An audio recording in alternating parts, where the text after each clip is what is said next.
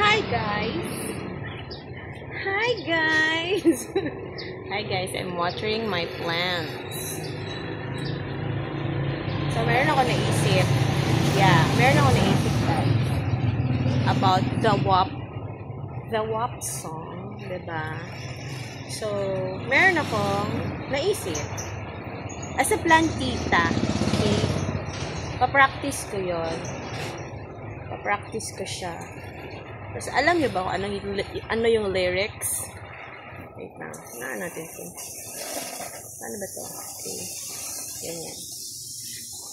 Ano ba yung lyrics ng kantang yun? So, from the top, make it drop. That's some water.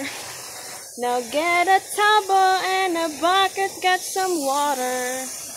I'm talking water, water, water. That's some water. Don't let your precious priceless plant will get some water. O, diba? Kaya nyo yan? Nairaos ko rin siya.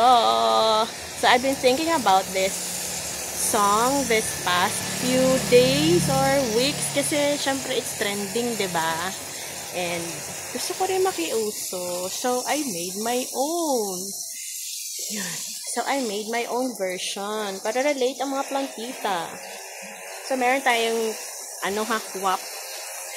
WAP version. From the top, make it drop. That's some water. Now, get your bucket and your towel. Get some water. I'm talking water, water, water. That's some water. So, yun yung pinaka-hard na part. Kasi parang it's kind of a tongue twister. Don't let your precious pricey plant will get some water.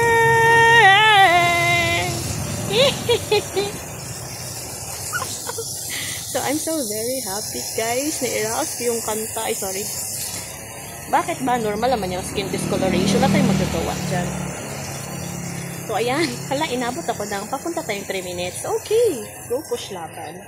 So, wala lang. Watering the plants lang tayo. What's on the top? Ito. That's my pricey Spiritu Sancti.